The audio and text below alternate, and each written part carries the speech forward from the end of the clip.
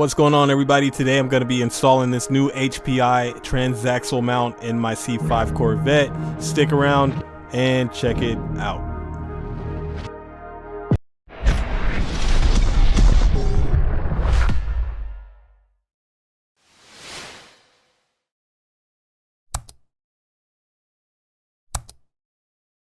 If you've been watching my videos or my channel, you know I replaced the transmission mount with a stock replacement, but I want to try to get a little bit stiffer in my drivetrain, so I'm going to use this HPI. First thing, 2 bolts on the bottom side connected to the subframe, 18s, loosen those up, put a jack under the transmission and lift it up on that.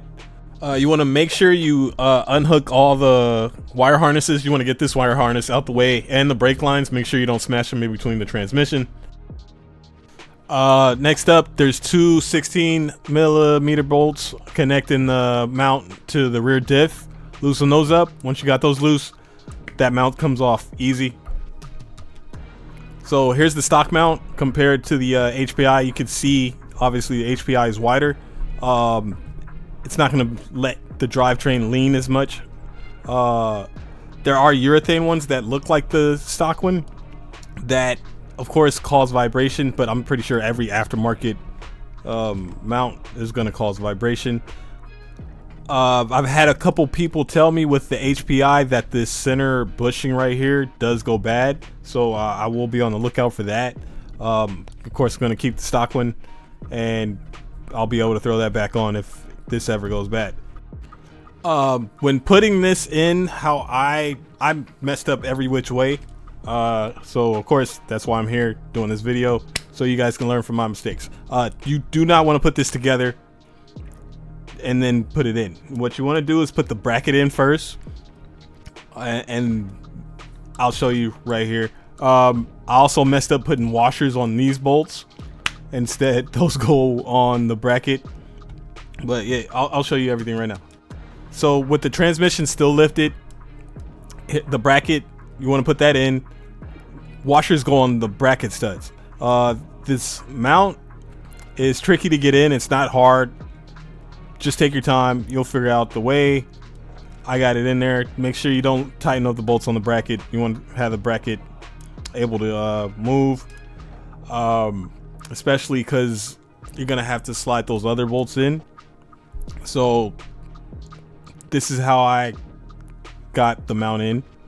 You want to put the bolts that bolt into the rear diff in right before you flip that. As far as the brake lines and some of these electrical lines, there is I broke some clips, dude. Some of them aren't going to be able to go back the way they were. You might have to zip tie some stuff. There is a dampener on the left side of the rear diff. You want to take that off. It's not going to allow the mount to seat all the way. It's held on there by 2 half bolts, I believe. Is it half? Yeah, 2 half bolts. There's one up top, one on the bottom. They're easy to get to. So that's the bottom one right there. For the top one, I used a couple extensions and came in from the side. To tighten up this center bolt right here, you're gonna have to drop the transmission so the studs can go all the way down and that hole can line up. You want to watch the hole, make sure you get it centered instead of dropping it too low. I'm pretty sure it was a 13/16, but don't quote me on that one. As far as those 2 studs on the bottom, those are supposed to have washers. As you can see, I did not put those on there. I went and swapped that around. You can see the dampeners on there. I have forgot to take that off. You want to make sure that these lines, nothing's being smashed or anything. Zip tie anything that's loose, so it won't be flying around or bouncing out of or whatever.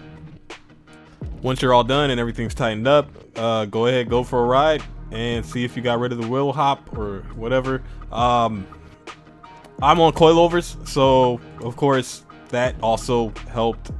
Here's a clip.